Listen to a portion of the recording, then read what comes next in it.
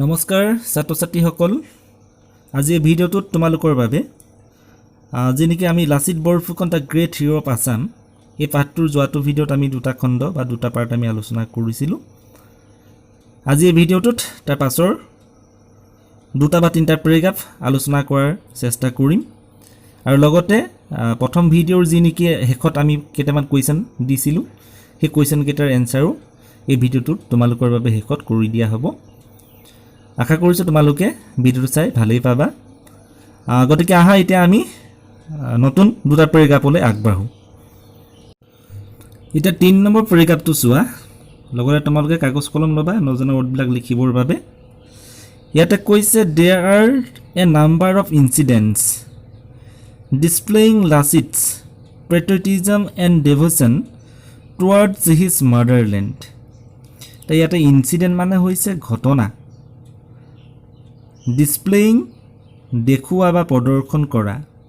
patriotism মানে হৈছে দেশ প্ৰেম বা স্বদেশ প্ৰেম devotion মানে হৈছে ভক্তি বা সেৱাৰ ভাৱ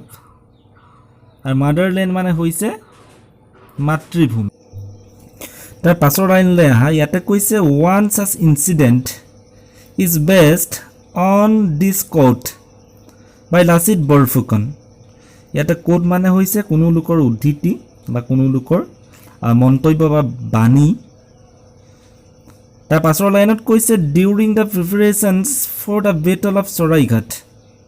preparation মানে হৈছে প্ৰস্তুতি during মানে সময়ছোৱা তাৰ পাছত কৈছে he ordered a gur to be built for fortification within one night the bill মানে হৈছে নিৰ্মাণ কৰা বা প্ৰস্তুত কৰা আৰু fortification ইয়াৰ অৰ্থ হৈছে প্ৰতিৰক্ষা বা আত্মসুৰক্ষা তাৰ পাছৰ লাইনটোলৈ আহা he employed his maternal uncle as a supervisor এটা maternal uncle মানে তোমালোকে জানা মমাই আমি যেনেকি মমাই বুলি কওঁ আৰু employed মানে নিয়োজিত কৰা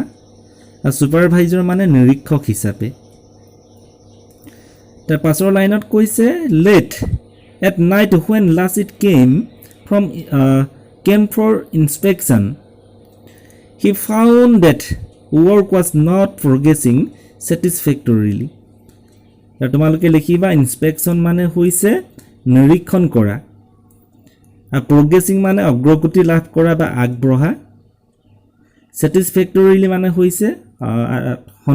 সন্তুষ্টিকৰ জনকভাৱে তাৰ পাছৰ লাইনত কৈছে when asked for an explanation his uncle cited that the workers were tired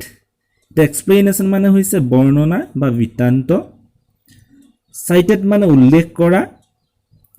আৰু tired মানে ভাগৰুৱা তাৰ পাছৰ লাইনত কৈছে he became so furious at the negligence of duty that he beheaded his uncle on the spot saying ইয়াতে তোমালোকৰ বাবে হয়তো নজনা ৱৰ্ড থাকিব পাৰে furious মানে অতি খঙাল হোৱা negligence of duty তাৰ অৰ্থ হ'ব কৰ্তব্যৰ প্ৰতি যি গাফিলতি বা যি এলাহ তাৰ পাছত হয়তো তোমালোকৰ বাবে নজনা ৱৰ্ড আছে beheaded মানে হৈছে শিৰচ্ছেদ কৰা গতিকে এতিয়া আমি গোটেই পেৰাগ্ৰাফটো লাইন বাই লাইন অসমীয়াত এক্সপ্লেইন কৰি তোমালোকৰ বাবে কোৱা হ'ব তোমালোকে মনোযোগেৰে শুনা এটা প্ৰথম লাইনত ক'লে there are a number of incidents মানে ইয়াত বহু সংখ্যক এনেকুৱা ঘটনা আছে displaying Lasit's patriotism যিয়ে নেকি লাচিতৰ যি নেকি patriotism দেশ প্ৰেম বা স্বদেশ প্ৰেম আছিলে তাক প্ৰদৰ্শন কৰে and devotion towards his motherland আৰু তেওঁৰ মাতৃভূমিৰ প্ৰতি যি নেকি তেওঁৰ সেৱাৰ মনোভাৱ আছিলে তাক প্ৰদৰ্শন কৰে তেনেকুৱা বহুতো ঘটনাই আছিল বুলি কৈছে one such incident is based on his quote by Lasit Borphukan আৰু এনেকুৱা এটা ঘটনাই আছে বা পোৱা যায় যিটো নেকি লাচিত বৰফুকনৰ এটা মন্তব্যৰ দ্বাৰা যি নেকি এক বিখ্যাত মন্তব্য বা বাণী তাৰ দ্বাৰা জানিব পৰা যায় তাৰ পাছৰ লাইনটোত কৈছে during the preparation for the battle of Saraighat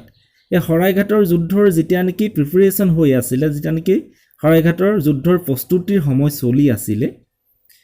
he ordered a gor to be built for fortification within one night তেওঁ কি কৰিছিল এটা গড়টো তোমালোকে গম পাইছে শৰাইঘাটৰ যুদ্ধৰ সময়ত লাচিত বৰফুকন এটা গড় নিৰ্মাণৰ কি কৰিছিল অৰ্ডাৰ কৰিছিল আদেশ দিছিল আৰু সেই গড়টো কিহৰ বাবে বনোৱাৰ আদেশ দিছিল ফৰ ফৰ্টিফিকেশ্যন উইদিন ওৱান নাইট এৰাতিৰ ভিতৰতে শত্ৰুসকলৰ পৰা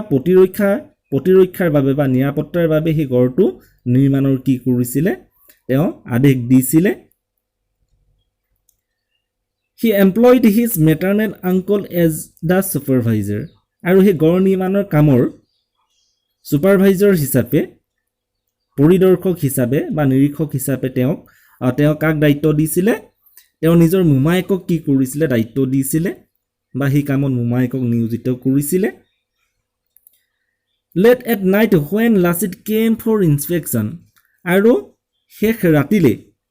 যেতিয়া নেকি তেওঁ কি কৰিবলৈ আহিছিল সেই কাম কাজক নিৰীক্ষণ কৰিবলৈ আহিছিল ইনস্পেকচন কৰিবলৈ আহিছিল মানে গড় নিৰ্মাণৰ কাম কিমান আগবাঢ়িছে তাৰ যেতিয়া নেকি তেওঁ খবৰ ল'বলৈ আহিছিল he found that তেওঁ গম পাইছিল যে বা দেখা পাইছিল যে work was not progressing satisfactorily যে সন্তুষ্টিকৰভাৱে সেই কাম কাজৰ কি হোৱা নাছিল অগ্ৰগতি হোৱা নাছিল বা সেই কাম আগবঢ়া নাছিল when he asked for an explanation আৰু যেতিয়া নেকি তাৰ এক বিতান্ত বা বৰ্ণনা দিবলৈ তেওঁ কৈছিল মানে কি কাৰণে কাম আগবঢ়া নাছিল তাৰ যেতিয়া নেকি কাৰণটো জনাবলৈ কৈছিল his uncle cited that তেখেতৰ মোমায়েকে উল্লেখ কৰিছিল যে বা জনাইছিল যে the workers were tired যে সেই কৰ্মচাৰীসকল যোনসকল লোকে নেকি গড় নিৰ্মাণৰ কাম কৰিছিল তেওঁলোকে কি হৈ পৰিছিল ভাগৰুৱা হৈ পৰিছিল বুলি মোমায়েকে জনালে he became so furious at this negligence of duty আৰু সেই কামৰ গাফিলতিৰ বাবে তেওঁ ইমানেই ফিউৰিয়াছ হৈ পৰিছিল ইমানেই খঙাল হৈ পৰিছিল that he beheaded his uncle on the spot যে তেওঁ কি কৰিছিল সেই ঠাইতেই সেই স্থানতেই তেওঁৰ মোমায়েকৰ কি কৰিছিল হিৰচেট কৰিছিল saying কি বুলি আৰু লগতে তেওঁ কি বুলি কৈছিল কি বুলি তেওঁ কোট কৰিছিল ইয়াতে দিছে দেখতকৈ মোমাই ডাঙৰ নহয় which means যাৰ অৰ্থ হৈছে my uncle is not greater than my country যে মোমাই মোৰ দেশখনতকৈ কেতিয়াও ডাঙৰ হ'ব নোৱাৰে গতিকে সেই কথাষাৰ কৈ সেই মন্তব্যটো তেওঁ কৈ কি কৰিছিল তেওঁৰ মোমায়েকৰ মূৰটো কাটি পেলাইছিল বা মোমায়েকৰ হিৰচেট কৰিছিল তাৰ পাছৰ পৰিগাপত কৈছে this incident awakened everyone এই ঘটনাটো বা এই কাহিনীটোৱে সকলোকে কি কৰিছিল awaken কৰিছিল সকলোকে জগাই তুলিছিল and the girl was completed within that night আৰু সেই ৰাতিৰ ভিতৰতে কি হৈছিল সেই গড় নিৰ্মাণৰ কাম সম্পূৰ্ণ হৈছিল this episode is still cited in Assam আৰু এই কাহিনীটো এতিয়াও কি কৰা হয় অসমত উল্লেখ কৰা হয় as the ultimate example এক ডাঙৰ উদাহৰণ হিচাপে of his sincerity and patriotism তেওঁৰ যি নেকি কামৰ প্ৰতি তেওঁ নিষ্ঠাৱান আছিল আৰু যি নেকি তেওঁৰ দেশপ্ৰেম আছিল